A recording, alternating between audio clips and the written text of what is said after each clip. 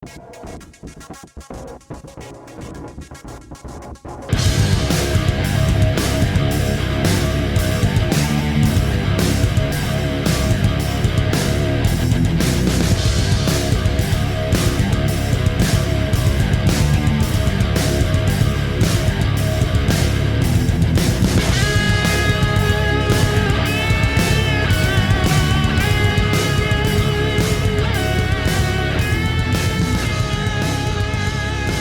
right, guys, welcome to another episode of the Moss Sports Podcast. My name is Andy Robertson. I am joined by Spencer Griffin and Mauricio with the fresh new cut, Emmy Award-winning Beltran Hernandez.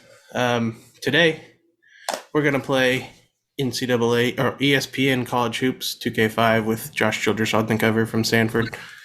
But no, I just wanted to start by saying, Peacocks. We're marching down the field, peacocks, and we refuse to yield because we're tougher and we are rougher. We are the Peacocks of St. Peter's. They're killing it. I'm so excited. Yeah, sorry, I just wanted to get that out of the way. That was good. For any of you Fresh Prince of Bel-Air fans, you'll know what that's from. I'm gonna be honest. I'm not a Fresh Prince fan. I don't watch it, but I do know the song. It sounded familiar when you started singing. I was like, where do I know that from? You're right. Yeah. Yep. Yeah, that was the mascot. Yep. So we'll just kick it with college basketball. They're in the round of 32 as we're recording. Villanova and Ohio State are playing at this moment. So by the time this comes out, a winner will have been determined. It looks like Villanova so far. And then the round of 32 will be over by the time this is posted. So, guys, any surprises? Anything you kind of expected? Mauricio, I know you're going to roast Spencer and I, so. There's no surprise. We've got a perfect bracket. It's unbelievable. Only perfect bracket left. We absolutely picked Providence. Yeah. Sweet 16. Mauricio wasn't right on any picks, were you? Me? I mean, we started out so rough. The first three games, it was like Colorado State, San Diego State, and Boise State all won. And I was like, it's all downhill from here. Yep. Michigan too. Michigan, they're in the Sweet 16. They beat Tennessee. Let us have it, Mauricio. What did we do wrong? No, what did we not listen to you about? No, dude, it's funny because it's one of those years where you're like, if you literally would have picked like everything you were believing in this year, you would have been right. Like you would have gone straight through, but we actually made conscious decisions and we ended up losing. Except for Providence. Oh yeah, I told you. You did. Well, no, I'm a little bit upset about this because the first round matchup, who they have again? Providence had South Dakota State. Oh, okay. That was a good matchup. I think a lot of experts picked South Dakota State there. I think the second round they looked into that. I mean, who they play? Richmond. Yeah. I mean, come on now. We knew that they got lucky on that one. Who do they play next? Do we know? They play Kansas. Oh, okay. It ain't no biggie. It's over for Providence. Yeah. Well, everything we say is the opposite. Is it, Mauricio? So can you reverse jinx this, please? Providence is going to go to the national championship game. Thank you. So hear about Murray State too? Yeah. Oh yeah, dude. What was up with that? That was your team. Murray State. Yeah, you said they were going to beat Kentucky, albeit Kentucky wasn't there, but they couldn't even beat St. Peter's, man. They technically beat Kentucky. If you think about it, they didn't even make it to the next round. Fair enough, I guess. Yeah. That it might just be me, but that whole East region seems like it's the weakest region of the tournament. Yeah, which is super shameful for Kentucky because I mean they got an ideal draw being in that region and they squandered it horribly. I don't know if there's a couple of games you want to key in on, Andy, but before I get to my main game, I do want to say, of course, we've got St. Peter's that did so well. Nobody could have seen North Carolina playing like they are right now. Mm-hmm. It's pretty unbelievable, and I'll get back to that one on the North Carolina Baylor game because I got a lot to say on that. Arkansas is surprising me, kind of. They're winning. They're hanging in there. Yeah, it's not looking good, but they're winning, so I guess. Well, they had a 12 seed this last game too, so that's true too. That basketball game set basketball back 30 years. Notre Dame beat Alabama. We did call that one. Yeah. Although except we had Rutgers and yeah, a little bittersweet there too, because Bama's main player Quinterly tore his ACL 4 minutes into the game. So I mean, you can't really see that coming, and understandable from Alabama dropping that one. You had Chattanooga that broke my heart. I was so sad for them. We had that one, and they lost it. And then let's see. In the first round, it was an interesting stat that I saw. The Big 12, of course, you got to take out. Oh wait, no. Yeah. All of the Big 12 in round one, they were 6-0 through round one, with the average scoring margin of 23 points, which I was like, oh my gosh. And then the first game of the next round, they lose one, but I thought that was pretty impressive. Yeah. SEC, Arkansas is the only SEC team left, right? No, Auburn. Auburn, that's right. But they only entered with what, 5? Alabama, Auburn. Arkansas, Auburn, Kentucky, LSU. Yeah. But the SEC is not the key basketball conference. And well, they had a pretty strong year, but they really let me down. But St. Peter's has been surprising. I think we kind of picked Illinois not to go very far, and we also picked Baylor not to go very far. Mm-hmm. So if there's any solace to what we picked, we did pick those two things to happen. Our second round is looking better than our first round, even though a lot of the teams that we had aren't in it. We had the right losses. Yeah, and I think Michigan kind of threw us for a loop, but them and St. Peter's kind of. Oh yeah, that's I know that's got to be eating at you, because you were dogging on Michigan too about not even supposed to be in the tournament, and I know you're not a huge Juwan Howard fan. I don't know. I figure that would kind of get under your skin. I mean, I've always liked Michigan basketball. I haven't hated them. I've always liked Michigan football as well. And wow, they're not my favorite, but yeah. I mean, I'm okay with it. And once I got to thinking about it, someone said that the Big Ten had like several schools in the tournament. So, at the end of the day, Michigan had a tough conference schedule, and so that may have weighed heavily on why they got in. And then this is kind of separate tournament news, but kind of still in the realm. Did you guys see Texas A&M's coach kind of go off on after they won an NIT game about not getting in the tournament? No, I don't guess I saw that. Yeah, I didn't read what he said or anything, but I saw that he was going off about Texas A&M not getting in it, even though they were the SEC tournament runner-up. And so, I didn't like that decision, but I mean, Memphis is making it look like a good decision from the selection committee, so I guess you can't really argue. But yeah, Juwan the Hitman Howard, he's doing good. And then another thing that I've noticed with the number one seeds, so Kansas and Gonzaga specifically, is the last game that they've played each. Kansas played Creighton, Gonzaga played Memphis, and we know Gonzaga just edged it out against Memphis, and Creighton gave Kansas some trouble as well. Both of those games had a lot hinging on the bench.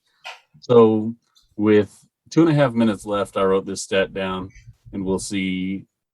I can't tell you how it ended as far as the stats go, but with 2.5 minutes to go, Kansas had 23 bench points to Creighton's 0, and Creighton was only down 5, which was pretty crazy.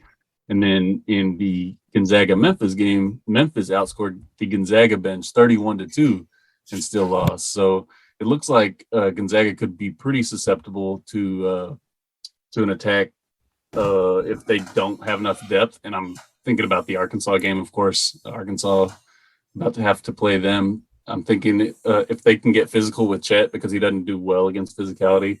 Look at their game against Duke and what Paolo Banchero did. and Memphis was able to hold them to 9 points and 9 rebounds. So I think Arkansas, if they play their cards right and they do like to wear down teams and try to test their depth, I think they might be able to compete.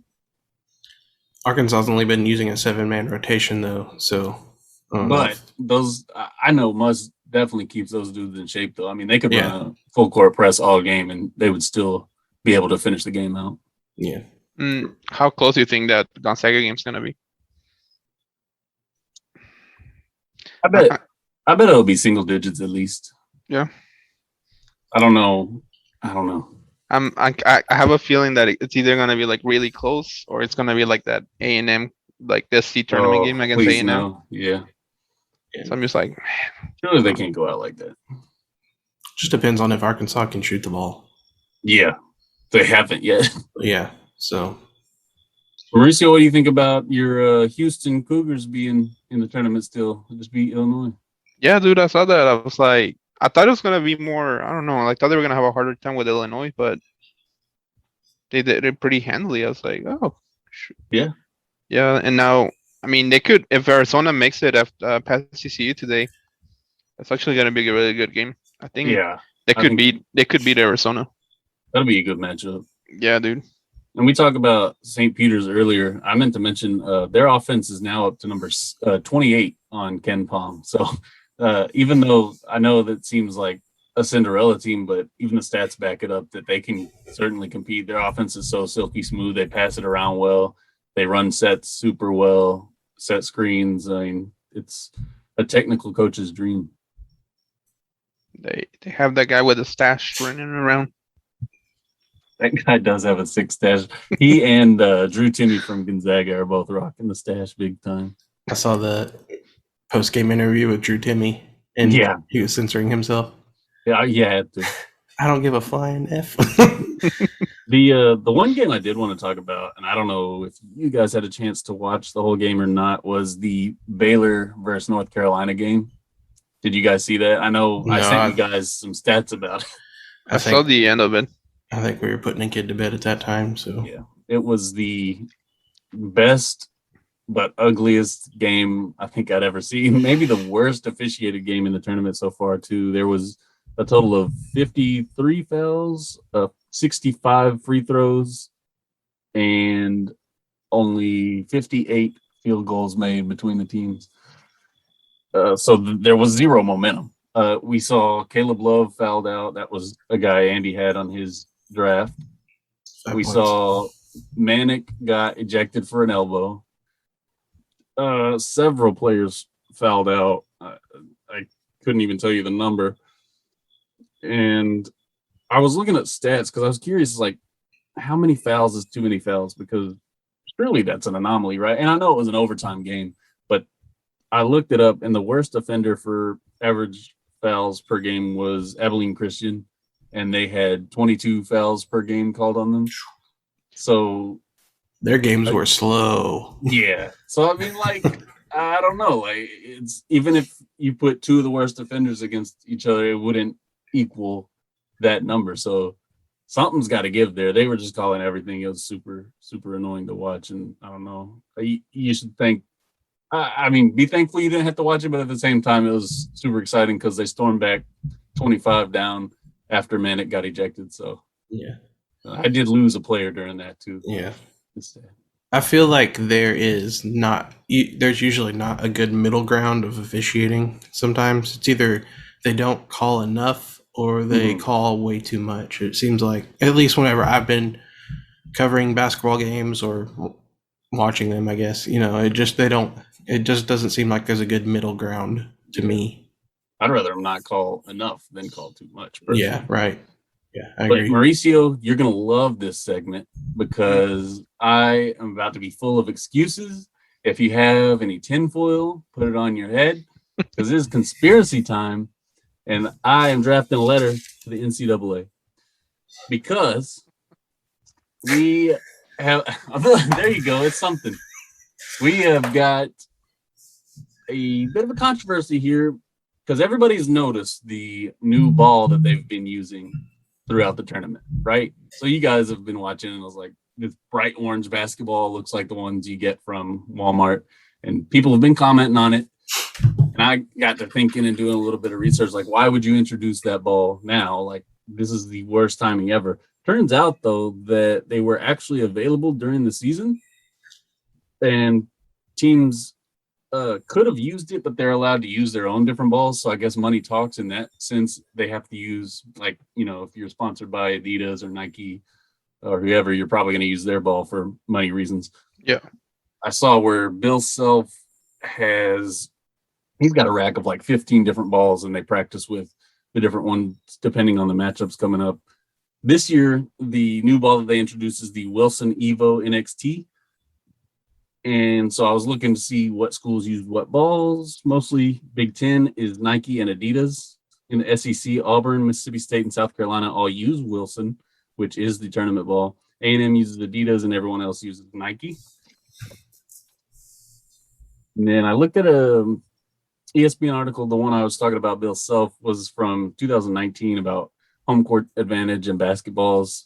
So the bulk of Power 5 schools use Nike, and players have voiced that there's a huge difference, especially talking about the depth in terms of the seams, and the tack on the ball makes it come off the glass a lot different.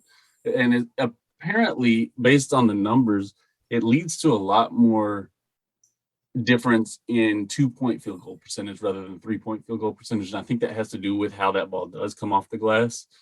And we've seen a lot of blown layups in this tournament. I mean, I'm sure you could say that about previous tournaments as well, but I feel like I've noticed it more this tournament. And I think that for some players are having a hard time adjusting to it. So it's leading to higher dribbles, longer rebounds, and it's just, I wanted to get you guys' thoughts on it. Do you guys think it's having a huge impact on the games, on the players, on layups, rebounds, steals, everything like that? I did notice the layup thing or stuff you're talking about. I didn't even know, like, I thought everybody used like a standard basketball, I wish they would. So too.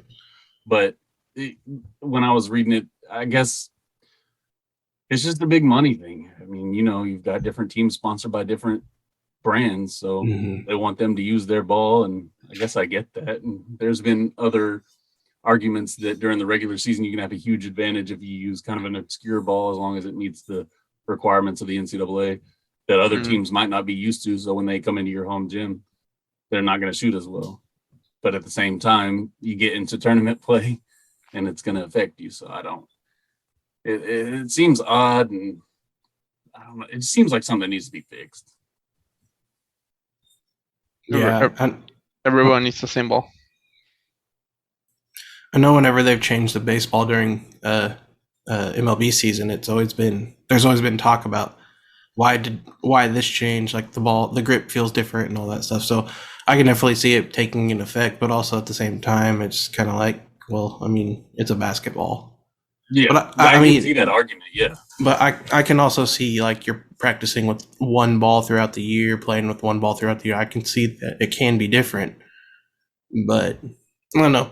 I also kind of I think you mentioned something about how you've definitely taken notice about it, about the layup thing. And I just kind of wonder if you've taken notice because you do know that the ball's changed. Yeah. Oh, I'm sure it's all confirmation bias. Or like whenever you buy a new car and then you see more of that new car than that same car you've ever had. I don't know.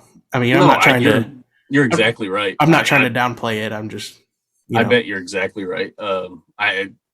I'm clearly biased in this situation because it's affecting my bracket, but it does seem like a weird thing, like just to notice all of a sudden this new bright orange ball that you're seeing on the screen. In years past, it really hasn't been like that. Yeah.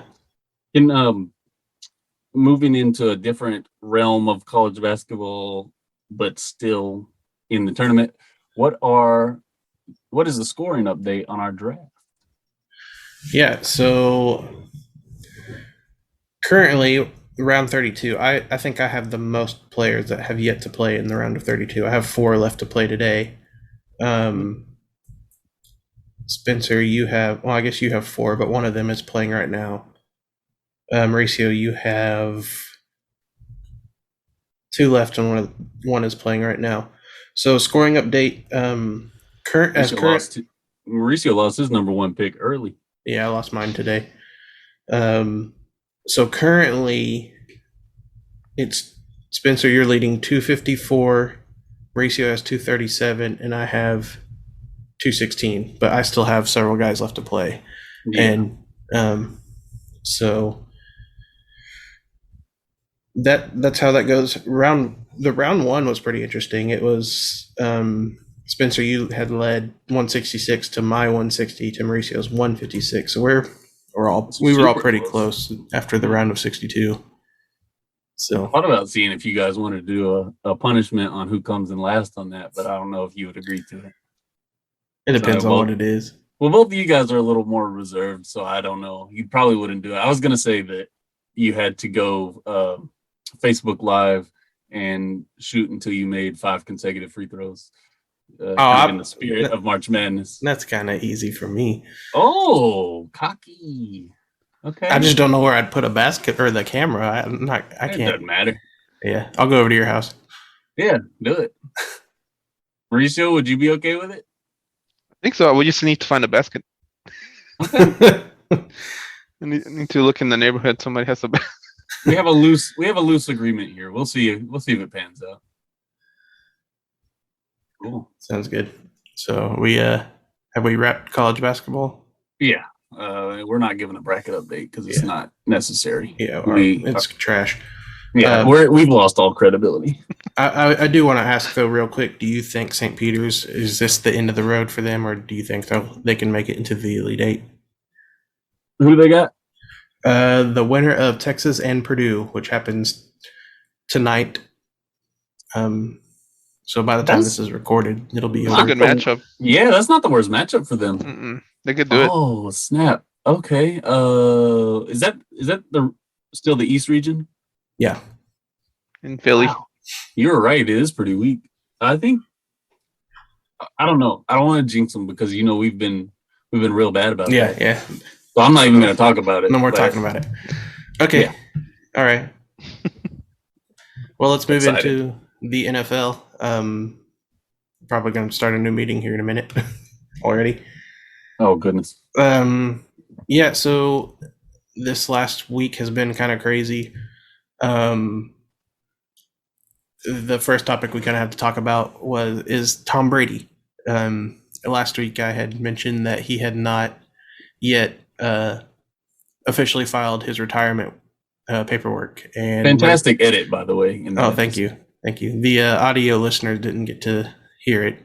But I didn't know that. Yeah, because the tweet was, I had the tweet in there and it was a visual thing. And anyway, so Mauricio mentioned that he'll be back, and so I don't know if Mauricio and I kind of willed this into existence, but literally 2 or 3 hours after we posted this, or after we recorded this, Tom Brady announced that he was returning for his 89th season in the NFL.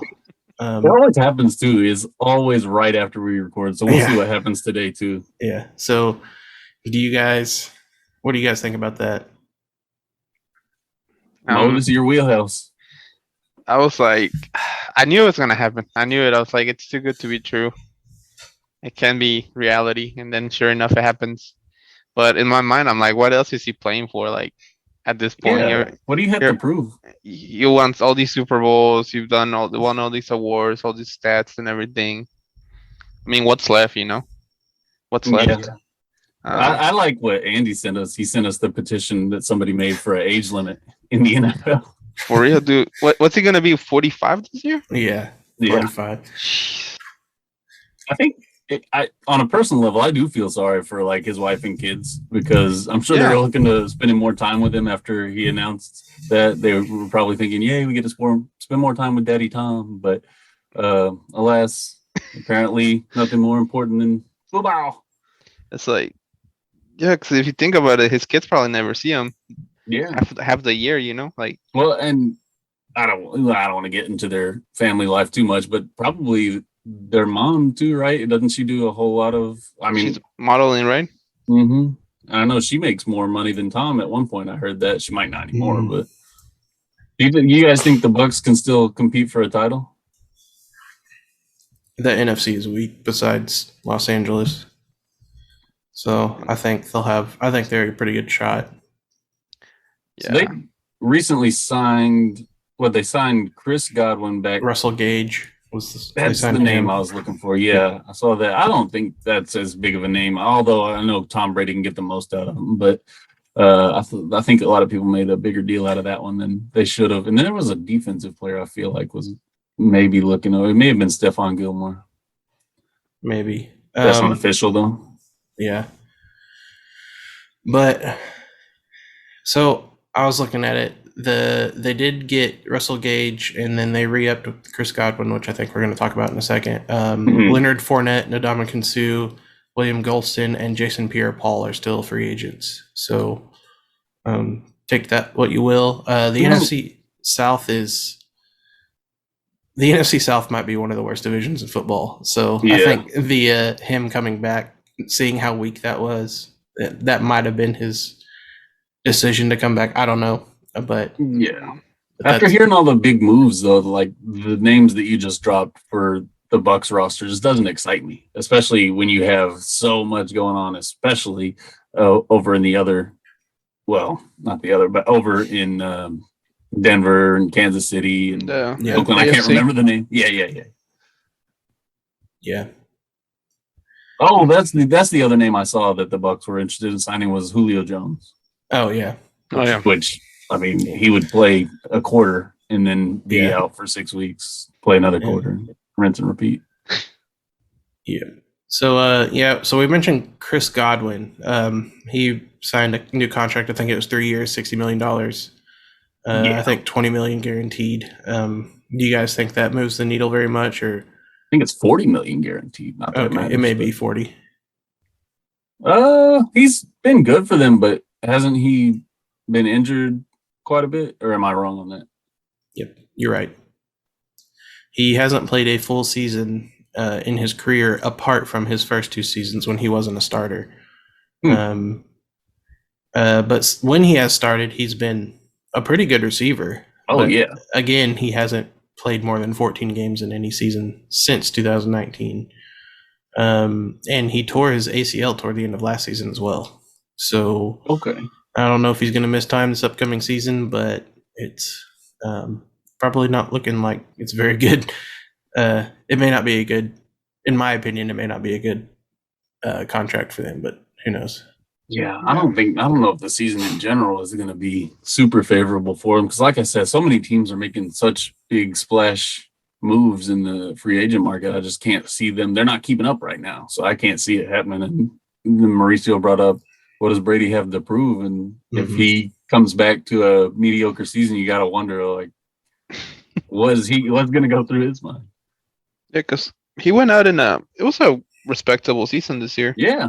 And let's say you go in the season, you play, and I don't know, you lose in the first round of the playoffs or something. You're like a low seed, and then you lose right away. And then, like, what are you gonna retire? Then it's gonna look bad. Yeah, it's gonna look bad, and then it's gonna look even worse when he says, "All right, 2 months at home with the kids is enough again. Let me come back." That's what a lot of people were saying. They're like, they're like, Tom Brady had like 2 months with his family, and then that was enough for him to realize he couldn't deal with kids, so he went back to playing football. He had to do mundane tasks that us normal people have to do, like chores and cleaning and grocery shopping, and said, "No, he's not doing any of that." I know, yeah. He had to put the kids to bed there. Well, he's probably not doing that either. But. No, I don't know, dude. Like, he's gonna keep getting older. He's gonna keep playing, and then he's gonna have one of those freak accidents, in the field, and somebody's gonna sack him the wrong way, and everybody's gonna be like, "Well, you should have stayed retired." Yeah, like something like that, because as you get older, like get out of bed and your hips hurts and stuff. And speak for yourself. Just kidding. My knee hurts constantly. My back hurts. Everything hurts the minute I turn 30. My neck, my back, my neck and my back. Ow. Hope that's not a copyright strike, because that was a spot-on impression. All right, speaking of guys that maybe should retire, Julio Jones has, Spencer had mentioned just now that he's seen his name attached to the Bucs, or wondered about him going to the Buccaneers. Do you guys think that Julio can still go, or do you think he probably needs to hang it up? I think he needs to hang it up. I think Mauricio's probably going to say the same thing. Yeah, I mean, if he signs with a team, it's going to be another of those, like, he'll play a couple games and then, something is going to keep him out of like 6-8 weeks or something. And we did see the Titans already replaced him with Robert Woods. Oh, yeah. Yep. What do you think about that one as a Rams fan? It's understandable. I mean, I didn't think another team would sign him, cause right now, just because he's coming off that ACL too. Mm-hmm. But I guess they feel like he's gonna be good to go for next year. You get a fifth out of it. Was that what it was? For Robert Woods? Six, I think. Yeah. Okay. And the Rams still have not re-signed Odell, have they? Mm-mm. They did re-sign Stafford. I saw that. Yeah, extended him for 4 years, and then they sign a wide receiver too. Am I crazy? I don't. Oh yeah, they did. They signed Allen Robinson. That's right. Which was awful last year. Yeah, that's why you forgot it. Yeah, it was a forgettable signing. Yep. Okay. So we can talk about quarterbacks for a little bit here. Kirk Cousins has just extended his contract, I guess is what happened, for a year for 30 something more than I'm ever going to see in my lifetime. 35 million. Yeah, that's right. Yeah. Either way, I mean, still never. It doesn't matter. Yeah. Do you think that was a wise decision by the Vikings, or should they have tried to do something else? I thought they were going to move on from him. I really did. There was just so much talk about he and head coach Zimmer, which he's gone now, right? Mm-hmm. And them not working out well. But I mean, I guess that's not the case. Is he worth as much? Like he's such a confusing quarterback because he has the capability, puts up big numbers, but then when it comes to the crunch time, he falls apart and he just can't win the big games, can't seem to get them over the hump. And I just can't. I'm pretty surprised that they're still riding with him. But the QB market right now is pretty weird too. So I guess now may not be the right time for that move. It just seems like a whole lot of money. But I guess being only one 1 year extension, maybe that's why. Yeah, I mean, because they missed out on all the other quarterbacks, and then the draft's not gonna be any good. So I guess they're like better this than nothing, I guess. Yeah. Well, we saw another team do well. They had a little different situation. I'm sorry if I'm jumping ahead. Andy, do you want to add anything to the Kirk Cousins stuff before I do this? I was just gonna say. I mean, I think the Vikings didn't really have much choice in retaining Kirk Cousins, just because you didn't know what was going on with Aaron Rodgers, and I think at that point, Kirk Cousins was probably arguably the best quarterback in that division, since we don't know what Justin Fields is going to be yet. Yeah. And overall, Kirk Cousins had a pretty good season last year: 4,200 yards, 33 touchdowns, 7 interceptions. So it wasn't bad. But I think when you think of not knowing what Rodgers was going to do, and his cap hit, when you take his cap hit into consideration, then it was probably Minnesota probably felt it was necessary. So that's all I'll say about that. Yeah, and I was just going to say to kind of move on from this, that we've seen other teams kind of reach. We saw the almost messed this up. We saw the Washington football team. Oh, yeah. They're Commanders. Gosh, I can't do it. Okay, we saw them 3 different names in 4 years. So we saw them reach pretty hard and sign Wentz, and we saw the Steelers also reach pretty hard and sign Trubisky.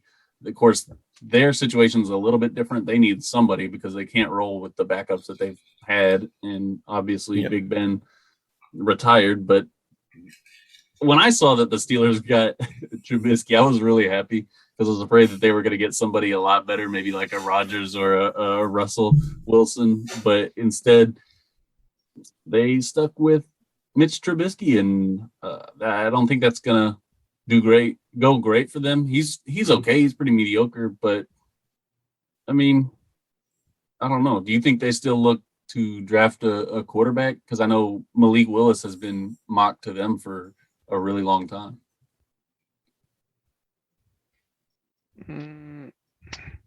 I think they're probably going to get a quarterback this draft, but I don't think it's going to be the long-term guy.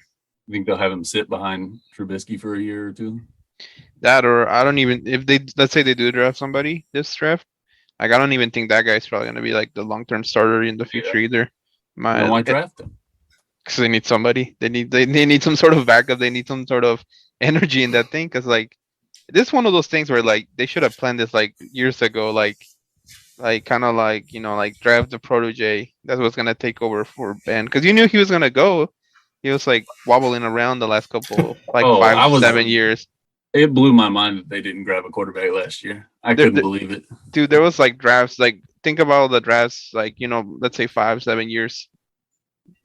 Like they could have found like a good backup quarterback that could have taken, like right now would have been like, okay, now it's his time to take over. But I don't know why. I guess Big Ben didn't want competition or didn't want anybody behind his shoulder looking over, like to take over his spot.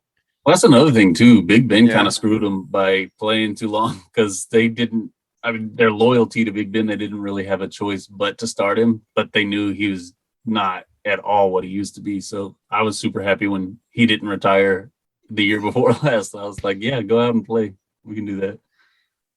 So it was I don't know. He said, in a funny way, he set them up to fail.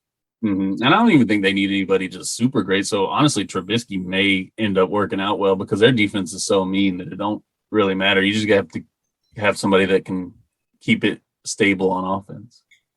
And they have Najee Harris, who was pretty good last year. I said this before. I don't know why teams have fallen in love with Trubisky. He was bad enough for the Bears to get rid of him and sign Andy Dalton and draft a quarterback. So, and the Bears aren't a model organization, though, so I wouldn't sit there and be like, the Bears got rid of Trubisky. What are you doing? But I think a lot of people have pointed to he may have gotten some better coaching in Buffalo, which may have helped him. Yeah, and sitting behind Josh Allen. Yeah. So I did look up his stats for this last year, his stats overall, and he had 8 passes thrown this last season, and 1 was an interception. So that's kind of funny. Nice. So speaking of Steelers, Doodoo Poopster went to the Chiefs. Yep. Juju Smith-Schuster to the Chiefs. Chiefs needed a number 2, and they got him. That was good. Oh, I don't even think you did that on purpose. I didn't do it on purpose. That was absolutely incredible. Oh my gosh. Speaking of Brown things, the Cleveland Browns. Oh my. So, guys, we're going to talk about Deshaun Watson, and he has a lot of stuff going on. Just because this is the situation with the Browns. It's what's unfolded over the past week. So just to set the table a little bit, Deshaun Watson did not play at all this last season. He had all these allegations, sexual assault allegations or sexual misconduct allegations poured on him. I think he requested a trade before all that happened, and then the Texans denied it. And then the stuff came out, and then I guess last March, what day was that? March 10th, 11th? 11th, I think. Yeah, he was cleared of, or they found him not guilty, which doesn't mean he's innocent. And that was just a criminal suit. Yeah, and they haven't. He still has 22 civil suits going on, which kind of blows my mind that teams were willing to go out not even a week after he had been cleared of criminal charges to go out and try and acquire his services to play quarterback. But I guess that's the nature of the NFL. We thought the Browns were out of the running. I personally thought it was down to the Saints and Falcons, and I think somewhere it was believed that the Falcons were going to get him. And then we see all this stuff with Baker Mayfield with the Browns, where Deshaun Watson took his name out of the running. Baker penned a letter, like a 2-page letter or whatever, that said that he was pretty much done with Cleveland or whatever. Cleveland said they weren't going to trade him, or he requested a trade. Cleveland said they weren't going to trade him, and then they ended up with Deshaun Watson anyway, giving him a 5-year, $230 million fully guaranteed contract, where the The Browns gave up 3 first-round picks, 5 picks total. And this upcoming season, they've structured the salary to where they're going to pay him a base salary of $1 million just in case he's suspended. So I know this is kind of heavy, just the Deshaun Watson stuff. But Spencer, I know you have some strong feelings about this. Yeah, I'm going to let Mo take it first because I'll probably hop on my soapbox for a little bit. No, it's crazy because I thought he was going to go to, like you said, New Orleans or Atlanta, and then when they said the Browns, I was like, what? Because he wanted to go somewhere where he could win, and I'm like, I don't know if Cleveland's the best place for that, And it's just like, I don't know. And now, like, what they're gonna trade Baker Mayfield? Where's he gonna end up? And they've lost all the leverage with him too, because now teams know that they have to trade Baker Mayfield in order to reach the cap. Yep. So, like, the Falcons did the exact same thing, though. Yep. Yeah, they made Matt Ryan, man. Cleveland also traded Case Keenum for somebody. I forget. It's another backup quarterback. Yeah, to the Bills, right? Something like that. I don't remember, but sorry, I just wanted to add that in. Oh, you're good. Yeah, that's just gonna be interesting next season for them, like how he's gonna do up there. It's like, I mean, how many weapons is he gonna have when in Cleveland? Because didn't they got rid of the Landry and all them. But they signed Amari Cooper, and they also got rid of Austin Hooper. So I saw they might try Deshaun. I saw they might try and get Jarvis Landry back. So I don't know if that relationship could be repaired. Maybe though. What's his name was like that he wanted to play for the Browns? Antonio Brown. I don't know about that. That guy wants him. As if the Browns couldn't be easier to root against. Obviously, as a Ravens fan, same division. Yeah, being in the same division as the Ravens, this makes it just too easy. The hatred is just going to get deeper because obviously, and like I said, I'm going to get on my soapbox about this. I'm obviously not a Deshaun Watson fan in the slightest, and the whole situation with all of this has disgusted me beyond belief. So Cleveland, before this stuff happened, said that they quote unquote wanted an adult at quarterback. And then they signed Deshaun Watson. So unless they meant tried as an adult, I don't really know what they meant.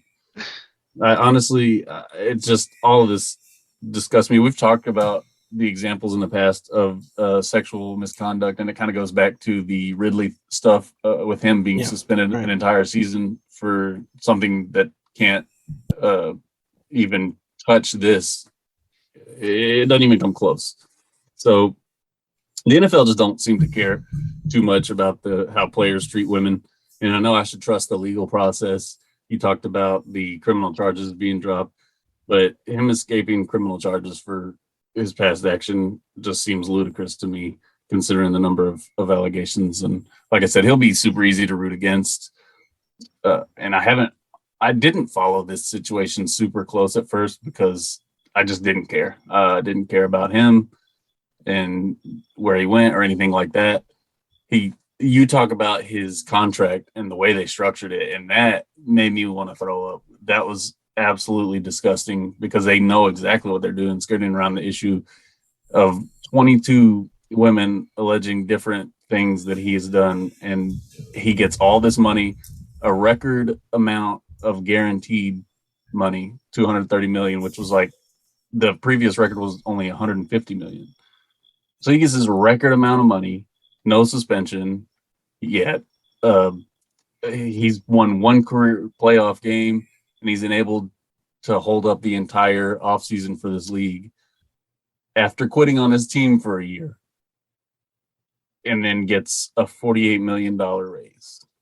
Oh, the NFL disgusts me beyond belief with that. And it's just, all of it is just abhorrent. So I'll hop off my soapbox now. I'm sorry for making it a little too serious. Usually this is lighthearted, but that really got under my skin. Yeah, that's crazy, dude, right? Like, but then again, like the American legal system's crazy. Like, I always see, like, like I don't understand because, like, you see, like, oh, this guy, like, what? Some guys were like, oh, they murdered their wife or something, right? And they get like 3 years, 4 years in jail, right?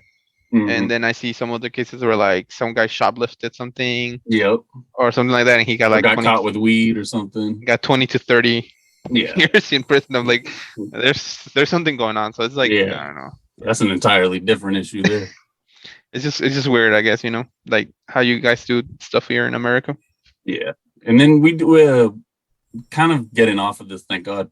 We are go ahead. Yeah. I just haven't said anything on it. Yeah, I'm sorry. Sorry. No, that's fine. I was clouded by hatred. No, I understand. Well, I was going to make a joke, but I don't think I should make that joke. You can. No, I don't think it's appropriate. Okay. Yeah, so I think, Spencer, you shared off camera a couple of days ago about how the Browns tweeted about International Women's Day, which was March 8th. And 3 days later, not even that long afterward, they're acquiring Deshaun Watson, who has 22 civil suits against him from women. So, I mean, to me, that's kind of pandering when you say, "Oh, we support women," but at the same time, you trade for a guy, give him this crazy contract whenever. Yeah, it just seems hypocritical. It seems like you're pandering to an audience. And I'm glad you brought up the Calvin Ridley thing, because, like you said, he got a year suspension for gambling when he wasn't even with the team at the time. So, and we see that Mauricio compared it to the legal system. Just there's not any consistency with suspensions in the NFL. I mean, heck, a few years ago, Ezekiel Elliott got a 6-game suspension for allegedly doing something.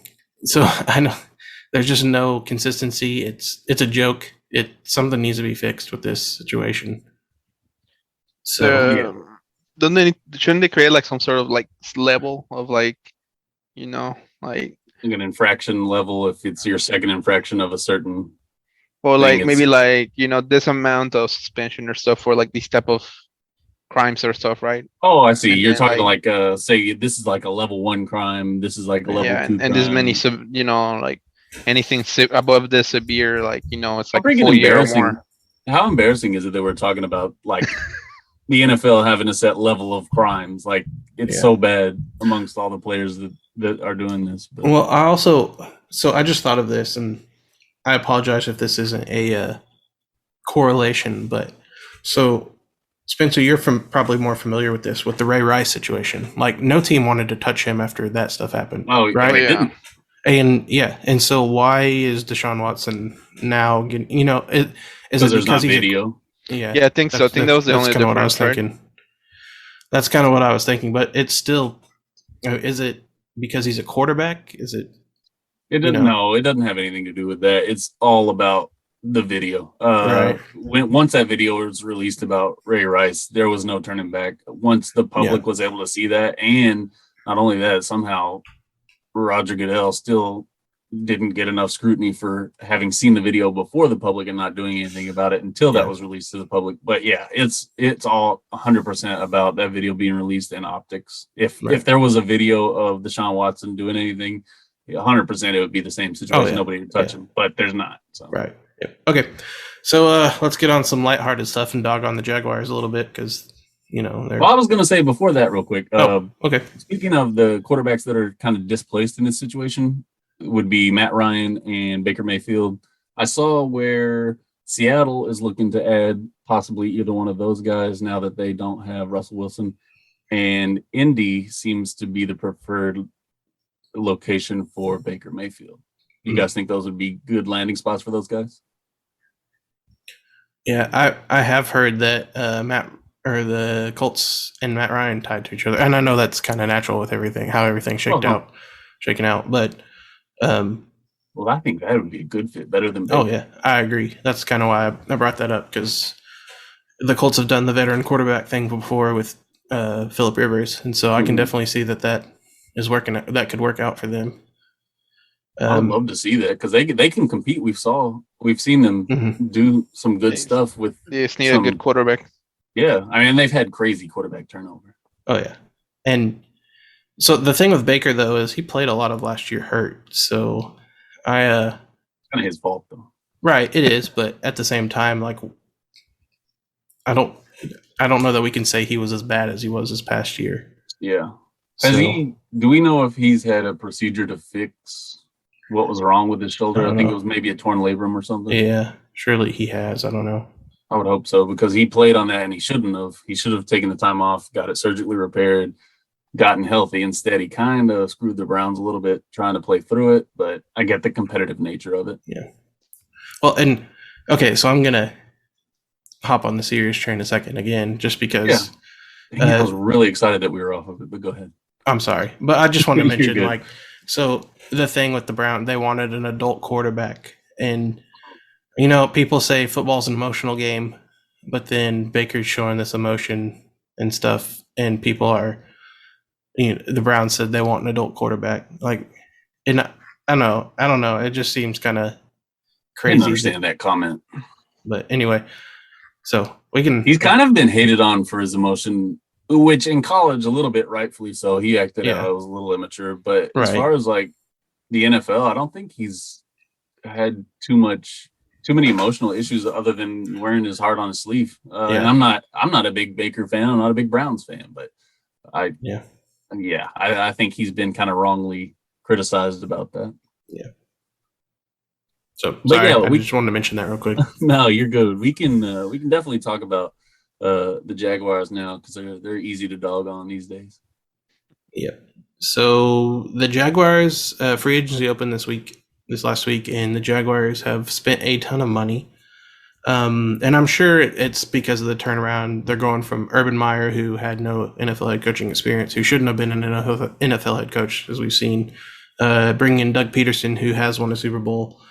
I don't know if you knew this, but Urban is actually back in football. I did see that with Cardell Jones and some other dude.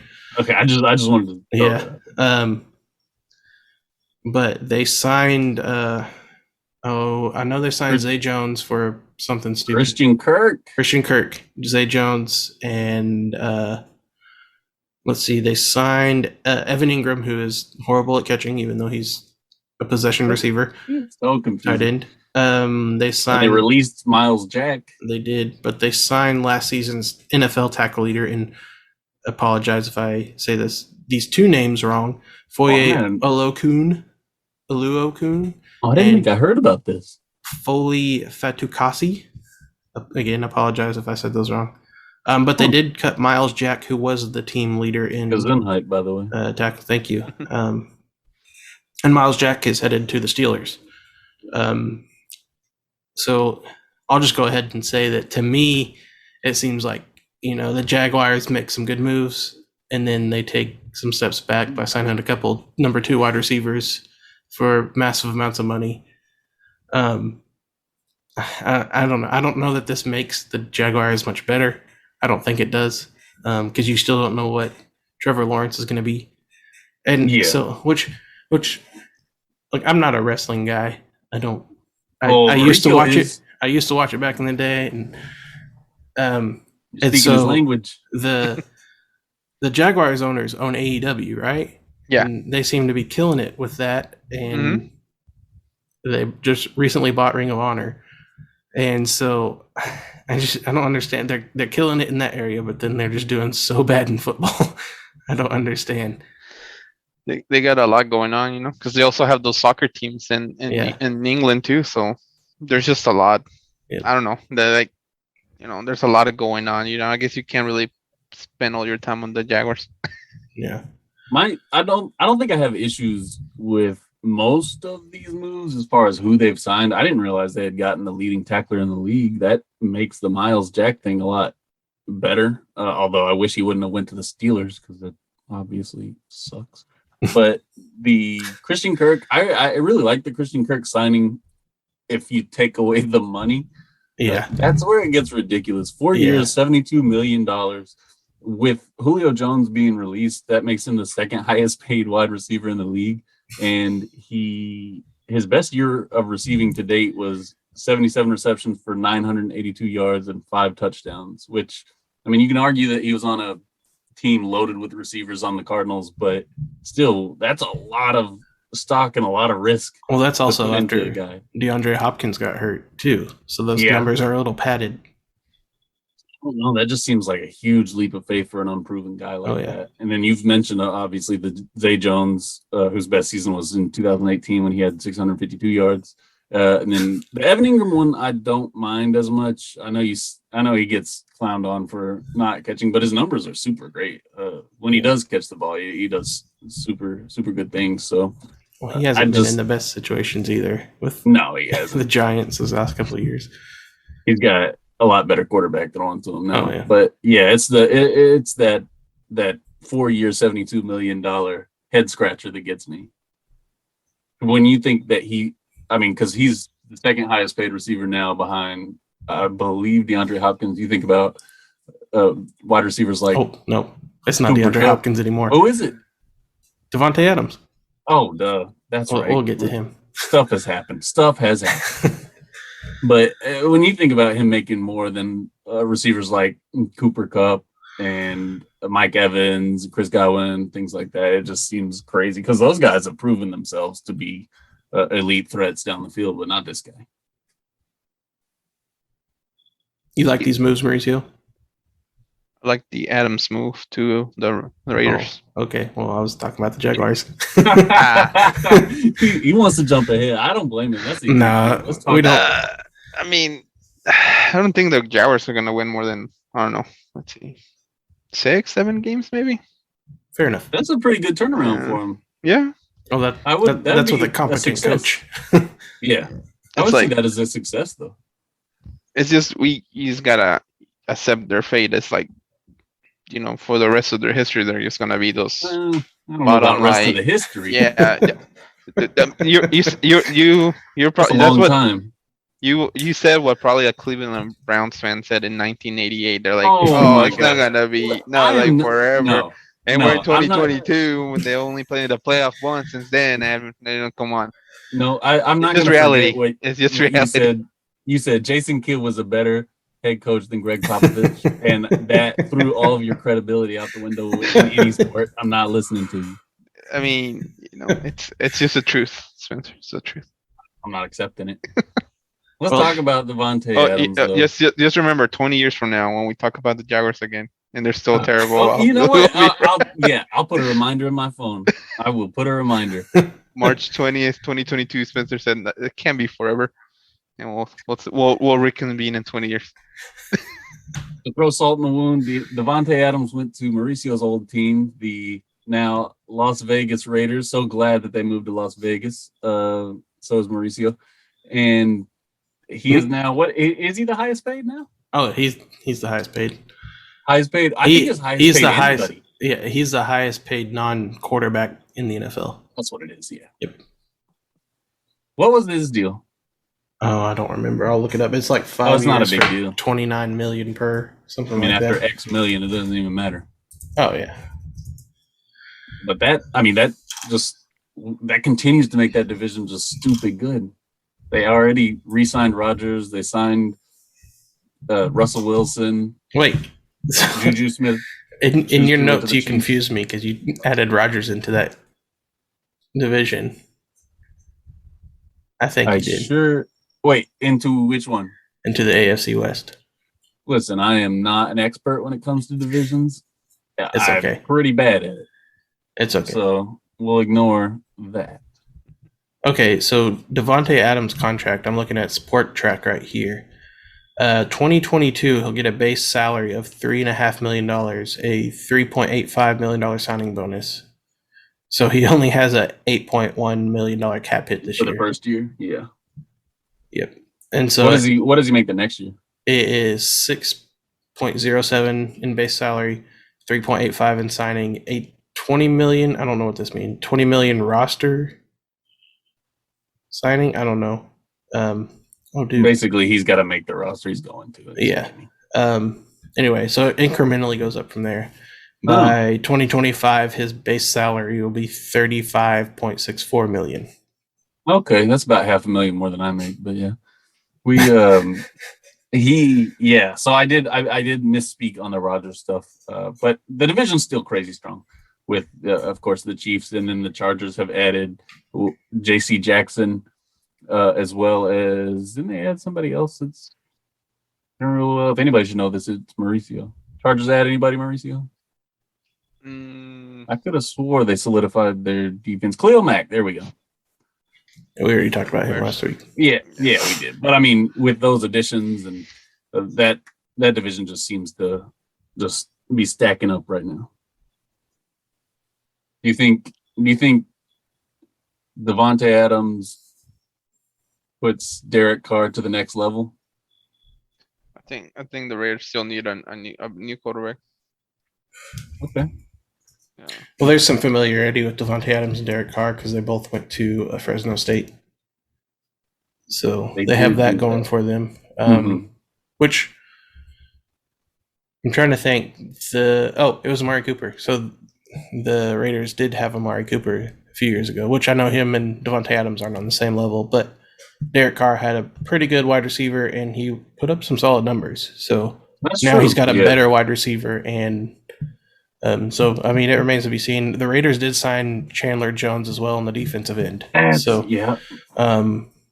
the thing with Devontae Adams, I heard that the Packers offered him more money than what the Raiders gave him. I was going to ask about that. Yeah. And Aaron Rodgers knew that Devontae Adams was likely gone when he resigned. So okay, see, I didn't read that either, because I thought this whole time I was thinking Rodgers played himself by taking all the money and leaving none for Adams, but it looks like the money would have been there, and he knew that Adams was gone anyway. So, yeah. And Adams is, you mentioned that about Carr playing with Amari Cooper and putting up good numbers. Amari Cooper isn't, like you said, on the same level as Devontae Adams. Devontae Adams is used to being the only option, 100% only option of that offense. So even without any role players next to him, he's going to get his. He's going to be double, triple teamed, and he's still going to be able to put up huge numbers. Yeah. Well, the Raiders still have Darren Waller as well. Yeah. He's great. Yeah. But yeah, so let's head over to the defensive side of the ball real quick. Von Biller has signed with the Buffalo Bills. I'll trademark that before you do. I saw it everywhere else. I didn't make it up. I wish I did. So a really good Bills defense picked up a Super Bowl winner, 2-time Super Bowl winner. Do you guys think this signing makes them better? I guess I should back up. The contract was 6 years. How many million? 6 years, $120 million. But $53 million guaranteed. But he has opt-outs after 3. The Bills have opt-outs after 3. Yeah, because that $53 million is guaranteed. Everything after that is like, they can, if he decides to retire or leave or anything like that, they can definitely void that. Yeah. So you guys like this signing? Do you think you kind of tilt your head, shake your head at it? I know Mauricio is gonna be super positive about Von Miller here. Yeah, he's gonna make their defense better. Even though he's 50. Bro, yeah, you saw him last year in the Super Bowl. Bam. He was okay. Bam. Bam. Bam. It wasn't like the sole focus though. Bam. I feel like on this Bills defense, he's gonna have to step up a little bit more. He doesn't have Aaron Donald getting double and triple teamed every snap. He's probably gonna have to drop into coverage a lot. Yeah, that's probably true.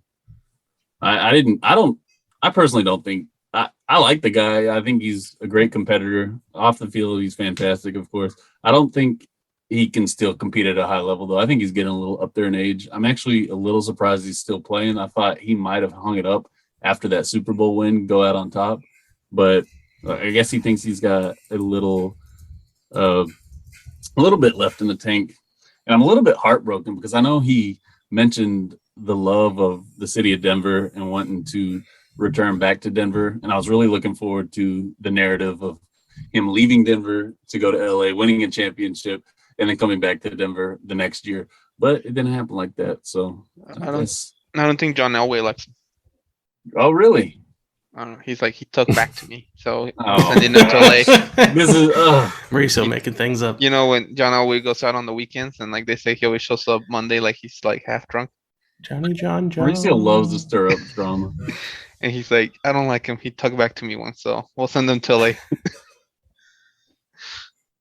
Can't send him to the tundra. So I looked up Von Miller's stats just because I was curious if his stats have kind of declined over the years, what they kind of stacked up against last year compared to the last several years. He did miss all of 2020 with an ankle injury, but he came back and played about half the season with the Broncos, the other half with the Rams after he was traded, and he put up similar numbers but to 2018 and 2019. They're not the numbers he put up earlier in his career, so he is kind of slowing down a little bit. But I will just say that it's a good thing his contract isn't fully guaranteed. He's already 32.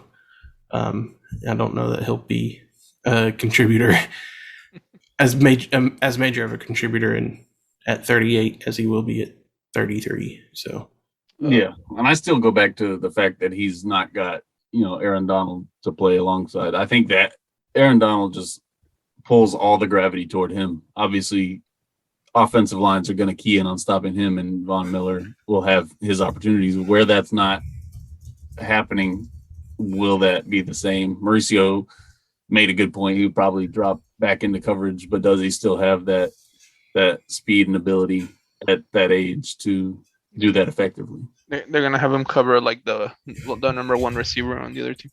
Okay.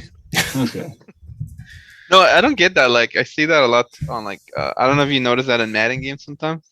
You see the linebackers, and I'm like, how's that? Because Madden is super realistic. Yeah, they jump. They have a 50-inch vertical too, and intercept me every time. Yeah, dude. Like, he's covering the linebacker, or sometimes at the end will be like dropping into coverage, covering my number one receiver, and like he'll keep up with him the whole way down the field. This is new Mauricio talking. Because Madden is stupid. This is Gonzalo talking. So Ed Oliver is up front for the Bills, so will be some help. But also, he's not Aaron Donald though. No, he's not. But and the Bills also released Star Lotulelei. Oh, I didn't know that. Yeah, Star Lotulelei. Yeah. Yep. They could draft that. What if they draft that guy from Georgia on the D line, the number 99? Oh, that guy is good. Jordan Davis. Yeah, he ran a good 40. I know. Andy loves 40 times. Well, so like 4.8. Oh, I really love verticals for quarterbacks. That's my favorite. It's my favorite stat too. So let's go ahead and move to the MLB. So the lockout ended, and there has been a flurry of moves. I think at this point, Michael Conforto is the last big name on the market. I could be wrong on that. Earlier this morning, Trevor Story signed with the Red Sox. Carlos Correa signed this week to the Minnesota Twins. The Phillies signed Kyle Schwarber and Nick Castellanos. There's a deep drive into left field. Yeah. Let's see here. Several teams are making moves. And there's a couple tanking teams, even though the CBA kind of was hoping to remove that. Good job, CBA. So, the irony. Seiya Suzuki is headed to the Cubs. Chris Bryant is headed to the Rockies. The Blue Jays traded for Matt Chapman. The Braves traded for Matt Olson. Freddie Freeman signing with the Dodgers. So much. The Yankees. And I did notes this time on MLB. Yeah. He's so proud of me. The Yankees traded for Josh Donaldson. The Twins traded Mitch Garver to the Rangers for Isaiah Kiner-Falefa. The Yankees acquired Isaiah Kiner-Falefa in the Josh Donaldson deal. Traded Gio Urshela that way. There's a lot of minor moves in addition to that. So, any of these moves stick out to you? Making these names up because I don't have them on mine. Oh, Andrelton Simmons. Everybody's frozen. You're frozen. Oh no! Is it me? Mm-hmm. Is it me? You're back. Oh, hey, I froze out. You did? Yeah. You can hear me? Oh, I can hear you. Your screen was frozen. Oh my gosh! How embarrassing! So I didn't say anything too crazy. Oh, you said. Then never mind. Keep it in though. Keep it in. I don't care. So the Cubs also signed Andrelton Simmons, Spencer. You know the. Hey! They should have signed the other guy, Cedenios. He's awful and not played for several years. So, is there any of these moves that stick out to you guys? Yes, because I took notes. The move that stood out to me, there's a couple of them, but the main one I want to talk about right now is Freddie Freeman to the Dodgers. 6 years, $162 million. Dodgers now have a lineup of Mookie Betts, Freddie Freeman, Trey Turner, Will Smith, Max Muncy, Cody Bellinger, Justin Turner, Chris Taylor, and AJ Pollock. So Mauricio would be so proud. What? Did I pronounce the name wrong? You pronounced Max Muncy wrong. Yeah. What is it? Max Muncy. Well, that's what I said. I know. We must. Oh well, I think Mauricio's super proud of this move because it's super LA. Because they're obviously going all in for a title, and the Rams just did that. Must bring a tear to Mauricio's eye.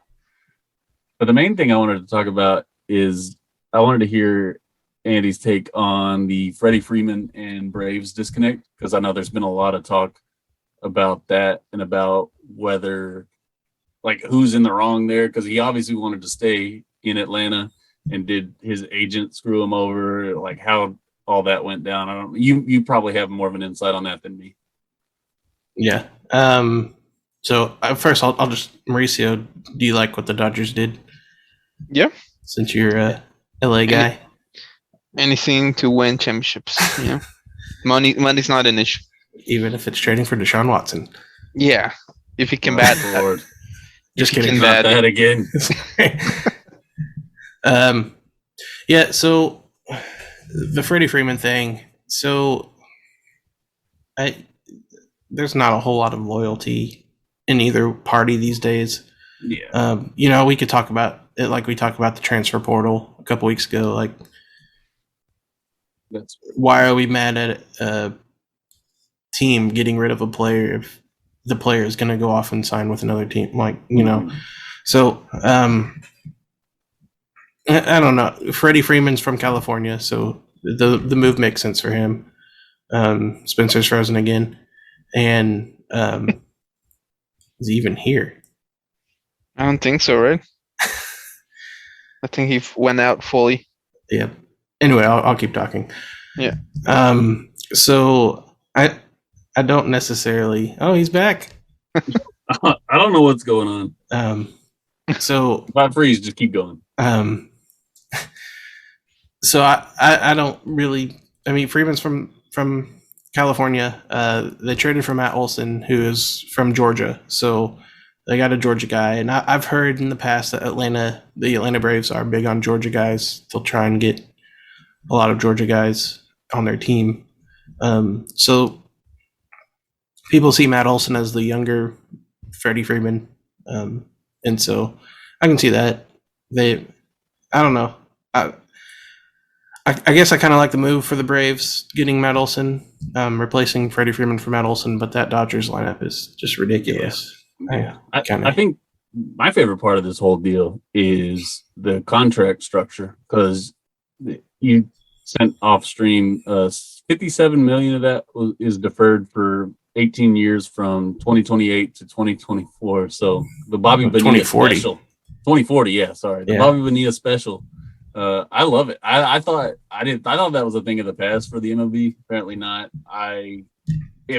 I'm super proud of him, because if I were in his shoes, I'd make him defer $60 million for 60 years. Like, pay me for a lifetime. I like it. See, I think sometimes people can get kind of upset about, they deferred money, but also at the same time, it's him getting paid after he's retired too. Mm-hmm. He's not going to play till 2040.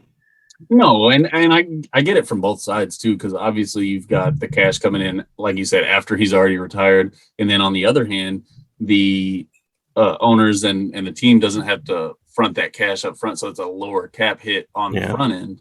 So it makes sense for both parties. The only thing I could see against which, I mean, it's in millions, so it doesn't matter, but the only thing I could see against the players is the cost of living and inflation raise, but they don't care about that. It's so much money. Well, so something I was thinking about this week, because we hear about all the time in the NFL teams converted contract to the signing bonus to clear cap space. and you may know if the NBA has anything like that, or I haven't heard of restructuring contracts in the NBA. I think it's all just I don't think it's straight up common. You can. I think it's a little bit, but it's not as dramatic as. But I guess the thing I want to kind of bring up with this was that it just seems kind of like shady in a way. Some shady moves in order to create cap space to sign even better players. And so I think now the Dodgers have kind of loaded up on a lineup that is just ridiculous. I mean, but I guess they're playing within the rules. So the move that kind of confused me the most, though, was Chris Bryant signing with the Rockies. Yeah, that was the other move I was going to bring up.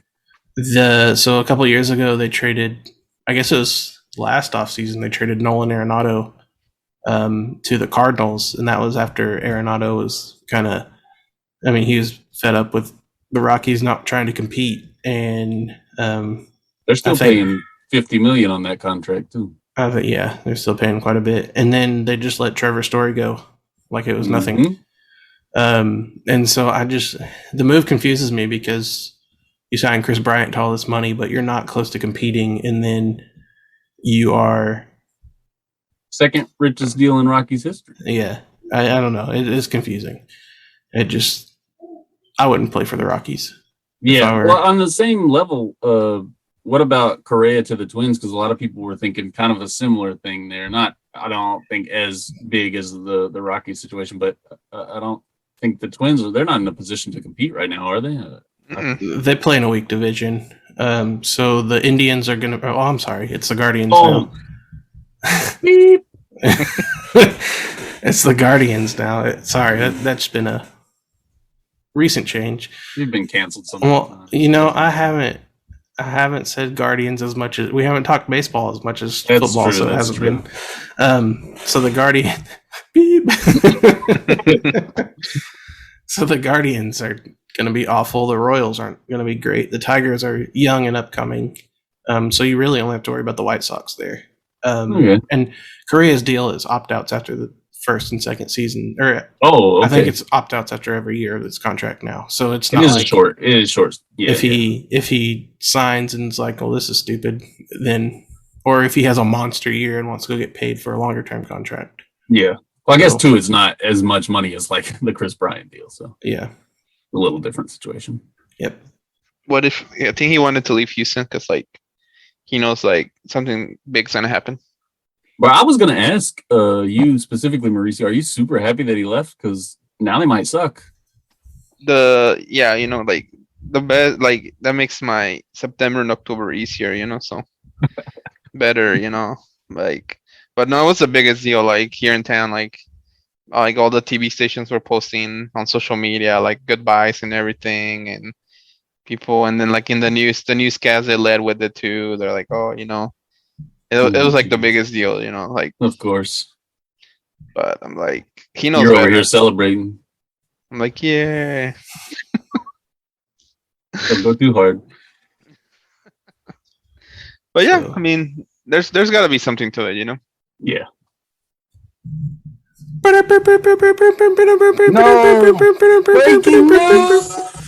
Breaking news. As of 17 minutes ago, Lyle Collins has signed with the Cincinnati Bengals for a 3-year deal. Oh, let's not go. You didn't have to do that to me today. I wanted him. So, bless it. Of course they get a good offensive line. Yeah, so the A's are offloading their team. And so are the Reds. So that's a fun time. Thanks, CBA. The Reds still have some pieces to trade. So do the A's. I think Sean Manaea has been people are talking about him, as well as Frankie Montas from the A's. Luis Castillo is still on the Reds, as is Joey Votto. But I don't think Joey Votto's going anywhere. His career is about over. My friend Cody's really sad. He lives in Cincinnati. He's from Ohio. He's really sad about the Reds kind of blowing it up right now. And I think if Joey Votto left, that might be the final straw. Yeah, I don't think he will, because he's at the end of his career. Did I see something tied? The Reds are in talks with Johnny Cueto. It's in my notes, and I don't even know if Cueto's that great anymore. Okay. No, he's not.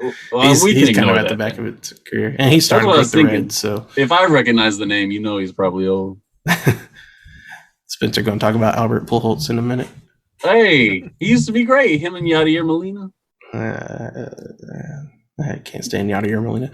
Oh, anyway, well, that was my favorite guy. So, well, he's boring. He's boring. Boring. He got a rocket arm. So the Phillies are going to have a terrible defensive outfield. So I saw that. Yeah, now, they're going all in on offense. Well, you mentioned in the notes that it's lineup protection for Harper. Harper's coming off of an MVP season, and they had the best offensive catcher in the league in JT Realmuto. They did have Andrew McCutchen, although it's not 2013 Andrew McCutchen. And Rhys Hoskins has been a pretty good bat. So, what's wrong with my comment? It sounded like when you said lineup protection, I was like, oh, they have had some lineup protection. They're just getting more lineup protection. Listen, with these guys. Somebody said it online, so it went into my notes. Was it a comment It was. So Schwarber and Castellanos are two guys I'm familiar with, both former Chicago Cubs, even though Castellanos played for the Cubs for half a season. I always kind of hoped he would come back, but he was probably never a realistic option for the Cubs. Kyle Schwarber tore his ACL at the beginning of the 2016 season after he collided with Dexter Fowler and came back and played in the World Series on pretty much one leg. So he's kind of a Chicago Cub hero. Who was that guy that played on two bad knees? I don't know. He played for the Dodgers. He had a home Kirk run. Gibson. Yeah. The Kirk Gibson special. I can't speak. So I don't have anything else about baseball right now, unless you guys do. I mean, I could talk about it forever, but nobody wants to hear that. No, this has gone pretty long, so we should probably try to wrap it up. No NBA talk, sadly, for today. Yeah. We're just going to talk about Kyrie and Karl Anthony Towns' 60-point game. Yeah. And then Karl Anthony Towns going. Yeah. Well, and then also Russell Westbrook 3. Sadiq Bey had 51 points. Yeah. Also against the Magic, who Kyrie did against the Magic. So it must be an Orlando thing. Yep. But yeah. Well, there we talked about it technically. There you go. Oh, and the dark uniforms. You want to spit your piece real quick and then head out? Y'all gotta help me out because NBA, y'all gotta help me out because I can't see colors that great. And when y'all put two dark colored uniforms on the floor at once, it kills me. I can't tell who's who. So can we please go back to one team wearing a white uniform? That is it. Yeah. Can we go back to the home team wearing white? Yeah. Isn't it opposite in football? Yeah. Unless you're the Dallas Cowboys. It always confuses me. Oh, I don't know. Or the Washington Commanders every once in a while. Oh, I'm glad I didn't mess that one up early. All right. Let's I guess I'm going to end this episode by saying rest in peace, John Clayton. Fantastic reporter for ESPN. I think he covered both baseball and football. That was sad to hear about earlier. So our thoughts go to John Clayton's family. Yeah, absolutely. All right. With that, we're out. See ya. Like, share, subscribe. Do the things. Do whatever you do with your podcasts. We don't really care. We're just having fun talking about sports. Yeah. Hopefully, listen. Yeah. Damn. Remember Giovanni? Giovanni is. He's going to come Gonzalo. See you guys. Right. Bye. Yeah.